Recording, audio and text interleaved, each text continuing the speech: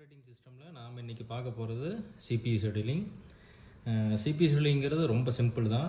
ஆக்சுவலாக இப்போ ICC world cup போயிட்டுருக்கு, நம்ம நிறையா மேட்சஸ் பார்த்துட்ருப்போம்.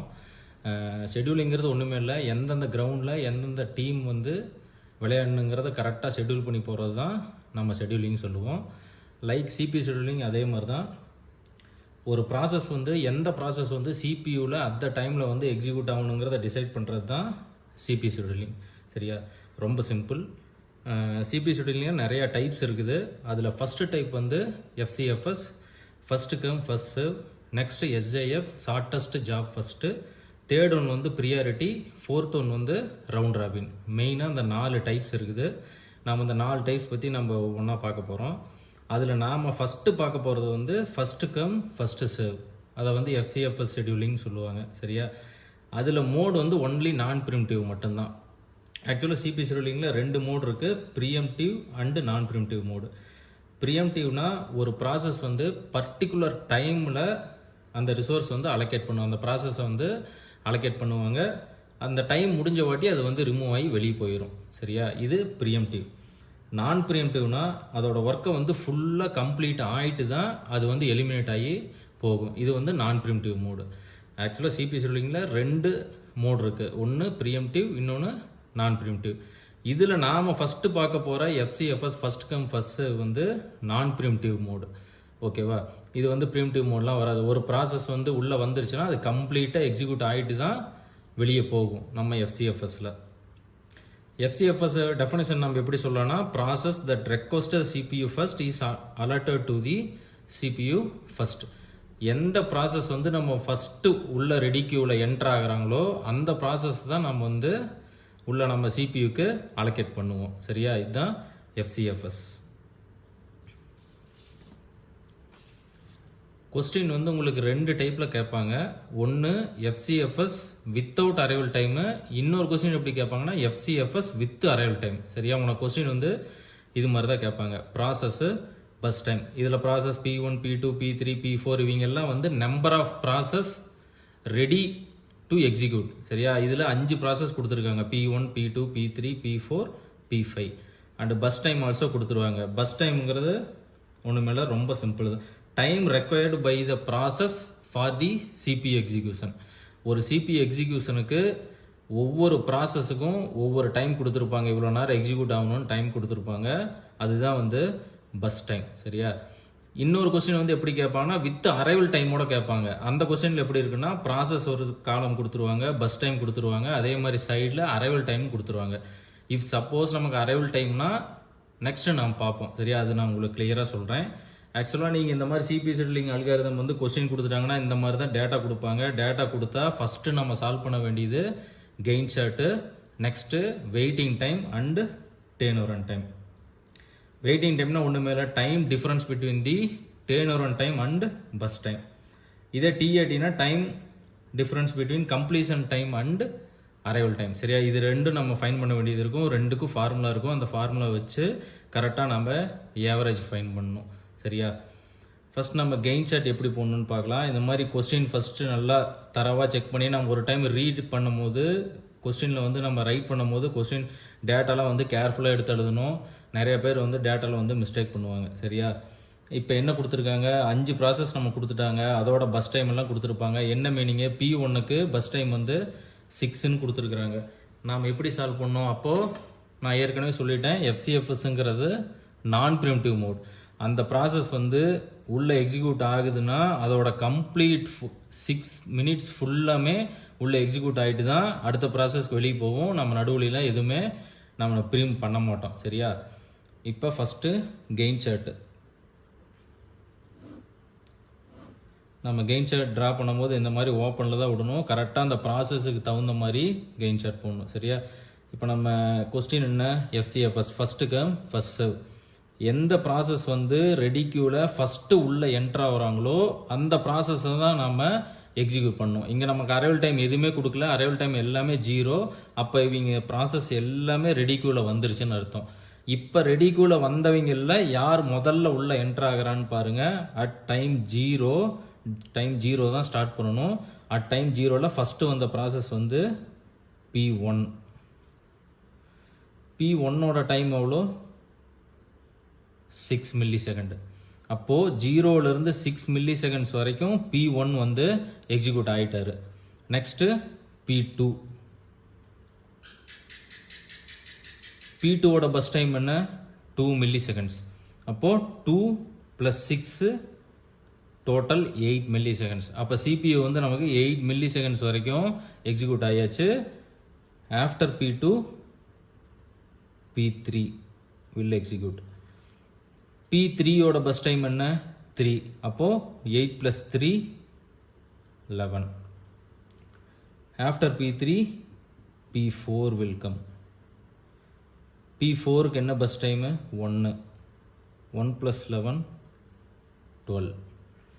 P4க்கு அப்புறம் P5. P5ஓட பஸ் டைம் என்ன 2. 12 + 2 14. டோட்டலாக 14 மில்லி செகண்ட் CPU வந்து எக்ஸிக்யூட் ஆகிருக்குது. கொஸ்டினில் நமக்கு அரைவல் டைம் கொடுக்கலின்னா நம்ம வந்த ஆர்டரில் ப்ராசஸ் வந்து என்ன ஆர்டரில் உள்ளே வருதோ அந்த ஆர்டரில் அப்படியே உள்ளே எக்ஸிக்யூட் பண்ணிடணும். சரியா? இப்போது average waiting time and turn over time நமக்கு இது மாதிரி கொடுக்கும்போது நான் மறுபடியும் உங்கள் டைம் வேஸ்ட் பண்ணக்கூடாதுன்னு அது மாதிரி டேபிள் போட்டு வச்சுட்டேன். நான் எப்படி டேபிள் போட்டிருக்கணும் அதே மாதிரி நீங்களும் போட்டு வச்சுக்கணும். சரியா? Process P1 P2 P3 P4 P5 வரைக்கும் நான் போட்டு வச்சிட்டேன். நெக்ஸ்ட்டு பஸ் டைம் கொஸ்டினில் என்ன பஸ் டைம் கொடுத்துருவாங்களோ அந்த பஸ் டைம் எடுத்து நான் எழுதியாச்சு. நெக்ஸ்ட்டு சிடி கம்பல்சரி சிடி வந்து கண்டுபிடிக்கணும். சிடினா completion time. Time at which process completes its execution. ஒரு ப்ராசஸ் வந்து என்ன டைமில் அதோட கம்ப்ளீட் பண்ணிச்சோ அதோட வேலையை வந்து கம்ப்ளீட் பண்ணிச்சோ அதுதான் வந்து சிடி. இது நம்ம ஈஸியாக நம்ம எப்படி எடுத்துக்கணும்னா நம்ம ஆல்ரெடி கெயின் ஷாட் வந்து போட்டாச்சு. இந்த கெயின் ஷாட் ரைட்லேருந்து பார்க்கணும். சரியா? நம்ம லெஃப்ட்லேருந்து பார்க்கக்கூடாது. இந்த மாதிரி ரைட்லேருந்து பாருங்கள். ஃபஸ்ட் என்ன இருக்குது P5. P5ஓட கம்ப்ளீஷன் டைம் வந்து 14. சரியா? ஒரு ப்ராசஸுக்கு ரைட் சைடில் என்ன இருக்குதோ அதுதான் வந்து கம்ப்ளீஷன் டைம். இப்போ ரைட் சைட்லேருந்து பாருங்கள். ஃபஸ்ட்டு ப்ராசஸ் என்ன இருக்குது P5. அப்போது P5 எங்கே இருக்குது? P5ஓட கம்ப்ளீஷன் டைம் வந்து 14. P5க்கு அப்புறம் என்ன ப்ராசஸ் இருக்குது P4. P4ஓட கம்ப்ளீஷன் டைம் என்ன 12. Next P3. P3ஓட கம்ப்ளீஷன் டைம் என்ன 11. Next P2. P2ஓட கம்ப்ளீஷன் டைம் என்ன 8. Next P1. P1ஓட கம்ப்ளீஷன் டைம் 6. இப்போ நம்ம கம்ப்ளீஷன் டைம் எல்லாமே ஃபைன் பண்ணியாச்சு. Next waiting time. நான் வெயிட்டிங் டைம் கண்டுபிடிக்கணும்னா அதோட ஃபார்முலா என்ன CT - BT completion time minus burst time. நம்மக்கிட்ட பஸ் டைம் ஆல்ரெடி கொஸ்டினில் இருக்குது. நம்ம CT இப்போ தான் ஃபைன் பண்ணி வச்சுருக்கோம். CT - BT இதுக்கு ரெண்டு டிஃப்ரென்ஸ் கண்டுபிடிச்சிங்கன்னா அதுதான் வெயிட்டிங் டைம். 6 - 6 0. 8 - 2 6. 11 - 3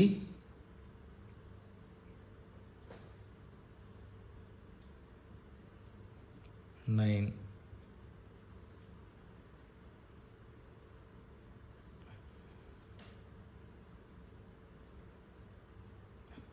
8 சாரி 12 1 போச்சுன்னா 11. 14 - 2 12. Next TAT turn around time. difference between waiting time and bus time. நம்ம வெயிட்டிங் டைம் இங்கே ஃபைன் பண்ணி வச்சுருக்கிறோம். நெக்ஸ்ட்டு பஸ் டைம் ஆல்ரெடி கொஸ்டினில் இருக்குது. இது ரெண்டையும் ப்ளஸ் பண்ணிங்கன்னா அதுதான் turn over time. 6 8 11 12 14. Waiting time எல்லா ப்ராசஸ்க்கும் வெயிட்டிங் டைம் கண்டுபிடிச்சாச்சு. டர்ன் ஓவர் டைம் கண்டுபிடிச்சாச்சு. நெக்ஸ்ட்டு ஆவரேஜ் எல்லாம் இப்போ சம் பண்ணி டிவைட் பை 5 போட்டிங்கன்னா அதுதான் ஆவரேஜ். 0 + 6 + 8 + 11 + 12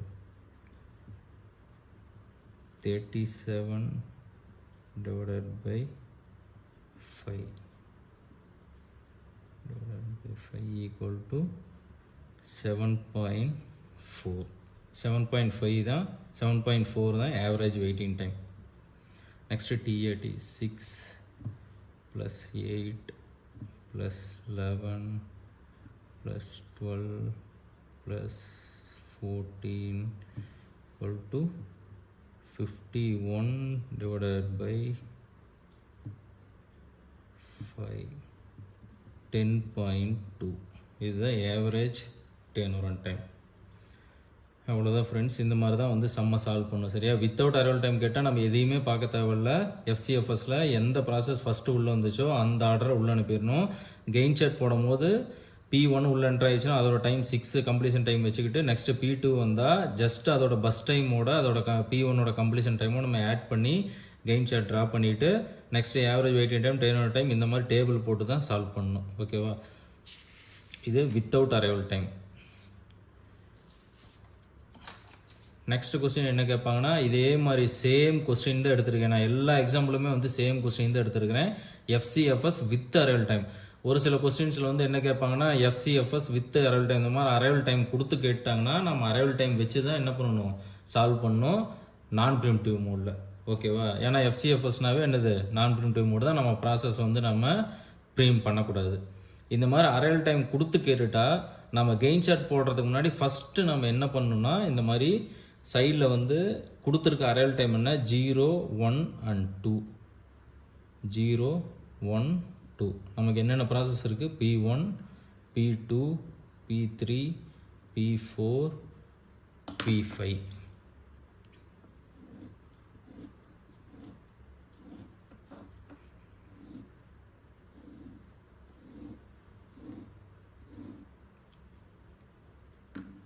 இந்த மாதிரி ஒரு டேபிள் போட்டு எழுதுங்க, உங்களுக்கு ஈஸியாக வந்து புரியும். சரியா? நம்ம கெயின் சார்ட் ட்ரா பண்ணுறதுக்கு முன்னாடி இந்த மாதிரி ஒரு டேபிள் போட்டுங்க. நெக்ஸ்ட்டு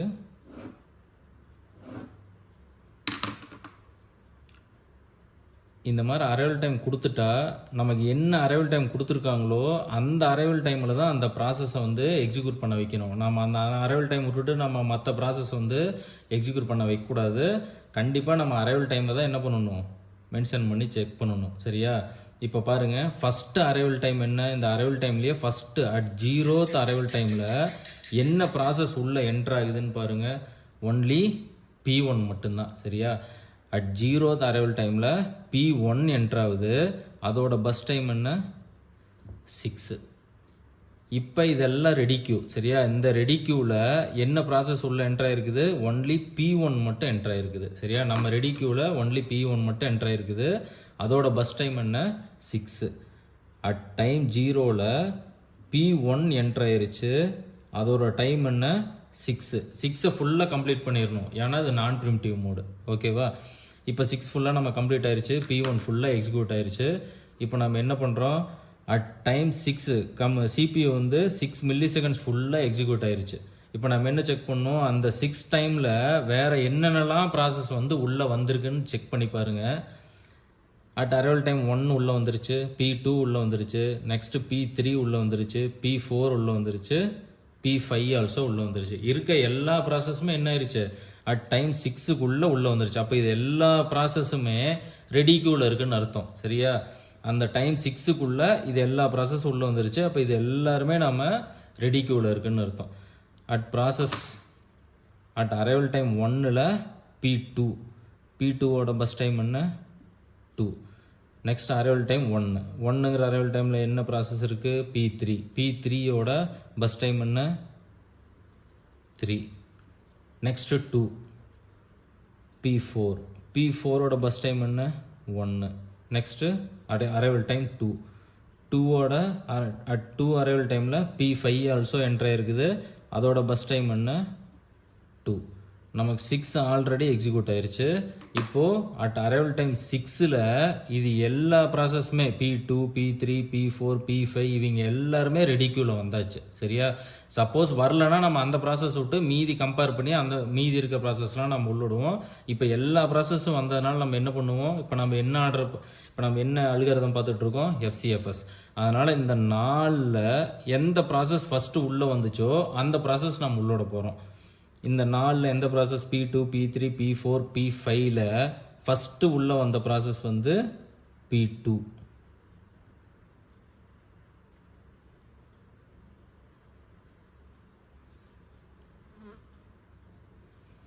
அதோட பஸ் டைம் என்ன? 2 8. இப்போ P2 எக்ஸிக்யூட் ஆயிடுச்சா. Next P3. P3யோட பஸ் டைம் என்ன 3 11. P3 எக்ஸிக்யூட் ஆயிடுச்சு. நெக்ஸ்ட் உள்ள வந்த ப்ராசஸ்ஸு P4. P4ஓட பஸ் டைம் என்ன 1 11 + 1 12. Next P5. P5ஓட பஸ் டைம் என்ன 2 12 + 2 14.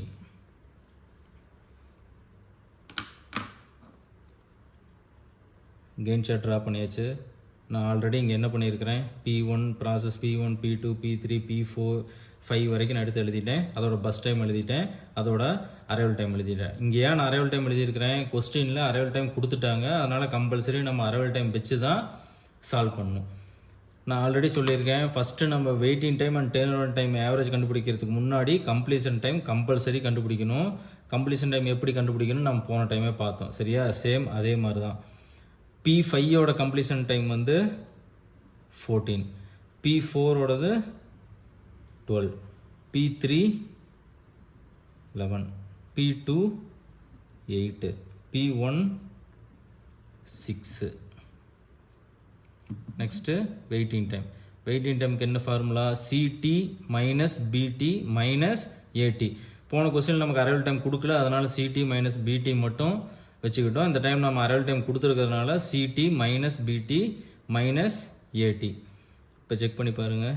6 - 6 - 0 0, 8 - 2 6, 6 - 1 5.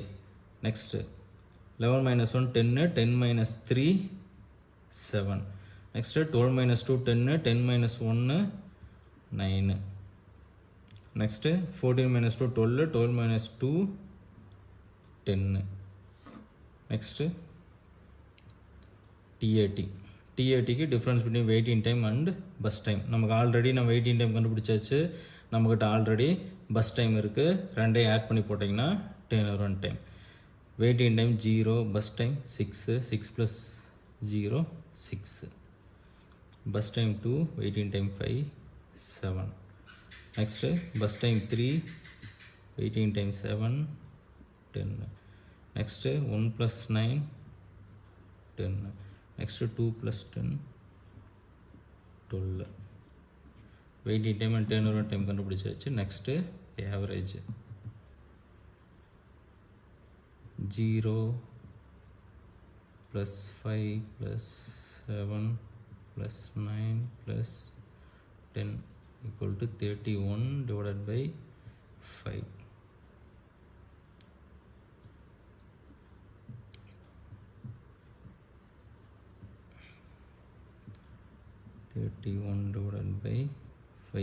= 6.2. Next 6 + 7 + 10 + 10 + 12 = 45 / 5 = 9.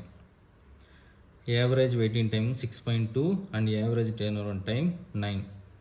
கொஸ்டினில் FCFS வித் அரைவல் டைமோட கொஸ்டின் கேட்டால் இந்த மாதிரி தான் சால்வ் பண்ணணும். At arrival time minimum arrival டைமில் என்ன ப்ராசஸ் உள்ள வருதோ அதை வந்து செக் பண்ணிடணும். நெக்ஸ்ட்டு 0 to 6 வரைக்கும் P1 வந்து எக்ஸிக்யூட் ஆயாச்சு. CPU வந்து 6 minutes உள்ளே எக்ஸிக்யூட் ஆயாச்சு. ஆனால் நமக்கு அரைவல் டைம் எல்லாமே 6ஓட பிலோ தான். அப்போ ரெடி கியூக்குள்ளே ரிமைனிங் இருக்கிற எல்லா ப்ராசஸையுமே உள்ளே கொண்டு வந்துடணும். அப்படி உள்ளே கொண்டு வரும்போது நமக்கு இருக்கிற எல்லா ப்ராசஸுமே என்ன ஆர்டரில் உள்ளே வந்துச்சோ அதே ஆர்டரில் தான் நம்ம எக்ஸிக்யூட் பண்ண வைக்கணும். சரியா? இதுதான் FCFS with arrival time. Thank you.